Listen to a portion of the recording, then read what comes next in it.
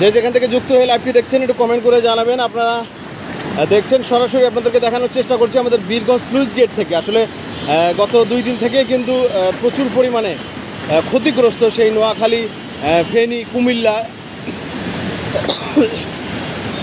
কিছুক্ষণ আগে 5 থেকে 7 মিনিট আগেই কিন্তু আমাদের বীরগঞ্জ স্লুইস গেটের সেই গেটগুলো কিন্তু খুলে দেওয়া হয়েছে। পানির চাপ, প্রচুর পরিমাণে পানির চাপের কারণে কিন্তু বীরগঞ্জের স্লুইস গেটের গেটগুলো খুলে দেওয়া হয়েছে। দেখুন যে কী পরিমাণে স্রোত আপনারা লক্ষ্য করছেন। বীরগঞ্জ স্লুইস গেট থেকে সরাসরি আপনাদেরকে দেখানোর চেষ্টা করছি। আপনাদের সরাসরি আমাদের বীরগঞ্জ, দিনাজপুর জেলার বীরগঞ্জ উপজেলার স্লুইস গেট থেকে কিন্তু আপনাদেরকে সরাসরি লাইভটি করে দেখানোর চেষ্টা করছি। যদিও বা বৃষ্টি কিন্তু সেরকম নাই, কিন্তু হঠাৎ করেই কিন্তু স্লুইস গেটে পানি বৃদ্ধি হয়ে যাওয়ার কারণে কিন্তু গেটগুলো কিন্তু খুলে দেওয়া হয়েছে। সবে মাত্র 5 থেকে 7 মিনিট আগেই কিন্তু গেটগুলো খুলে দেওয়া হয়েছে। দেখুন যে পানির কি চাপ, পানির কি স্রোত, সেটি কিন্তু আপনারা লক্ষ্য করছেন। যে যেখান থেকে যুক্ত হচ্ছেন সবাই একটু লাইভটি শেয়ার করে দেওয়ার জন্য অনুরোধ করছি।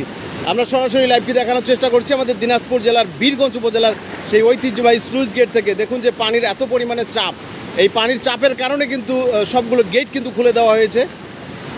গত 2 দিন থেকে আপনারা দেখতেছেন যে নোয়াখালী, কুমিল্লা, ফেনী, আসলে এই এলাকাগুলো কিন্তু বন্যায় একেবারে প্লাবিত হয়ে গেছে। মানুষ, বাড়িঘর সব কিন্তু ডুবে গেছে, সেটি আপনারা কিন্তু লক্ষ্য করছেন, টিভিতে দেখছেন, ফেসবুকে দেখছেন।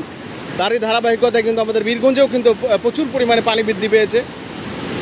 আপনারা জানেন যে আমাদের বন্ধু রাষ্ট্র ভারত তাদের সেই বাঁধ হয়তো বা খুলে দিয়েছে, সেই কারণেই কিন্তু এই পানি এত বেশি আমাদের বাংলাদেশে।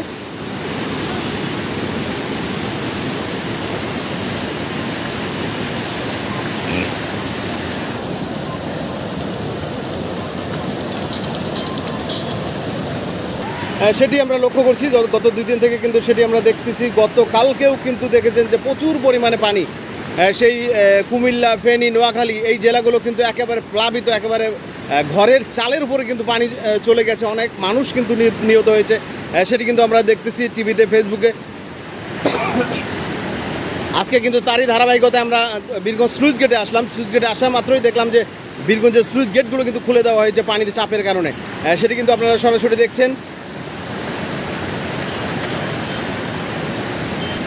যে যেখান থেকে যুক্ত হয়ে লাইভটি দেখছেন একটু কমেন্ট করে জানাবেন, পাশাপাশি একটু ভিডিওটা শেয়ার করে দেওয়ার জন্য অনুরোধ করছি। আজকে যদিও বা বৃষ্টি নাই, কিন্তু প্রচুর পরিমাণে পানি কিন্তু বেড়ে গিয়েছে আমাদের বীরগঞ্জ স্লুইস গেটে।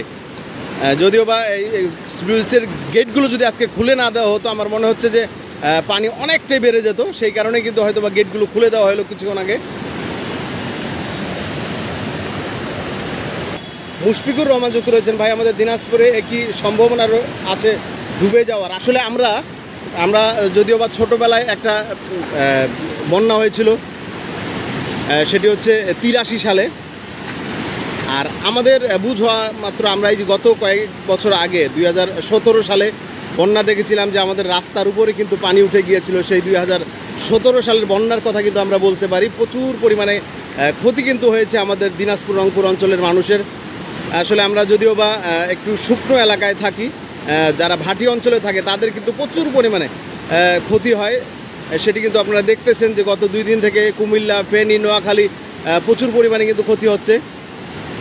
আমরা দিনাজপুর এই অঞ্চলে, উত্তর অঞ্চলের মানুষ কিন্তু একটু উঁচু জায়গায় থাকি, তারপরেও আমরা কিন্তু সেই ধরনের বন্যা কিন্তু আমরা দেখতে পারি না। কিন্তু গত 2017 সালে কিন্তু আমরা দেখেছিলাম প্রচুর পরিমাণে বন্যা, কিন্তু একেবারে পাকা রাস্তার উপরে কিন্তু পানি উঠে গিয়েছিল। অনেক ক্ষয়ক্ষতি হয়েছে, অনেক বিল্ডিং পড়ে গিয়েছে, অনেক কোটার ঘর পড়ে গিয়েছে।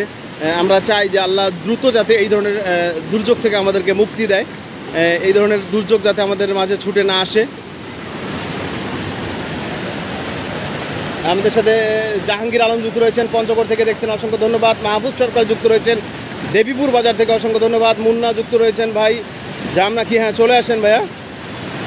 যে যেখান থেকে যুক্ত হচ্ছেন একটু কমেন্ট করে জানাবেন, আর পাশাপাশি একটু ভিডিওটা শেয়ার করে দেওয়ার জন্য আহ্বান করছি, এবং কি একটু সতর্ক হওয়ার জন্য বলছি। আসলে যদিও বা পানি বাংলাদেশে বেড়ে চলছে, কখন কি হয় বলা যাবে না। একটু সতর্কতার সহিত থাকবেন, বিশেষ করে আপনাদের ছোট ছোট সোনামণিরা, আপনাদের সেই আদরের ছোটো সোনামণিদেরকে একটু খেয়াল রাখবেন, তারা কোথায় যাচ্ছে, কি করতেছে।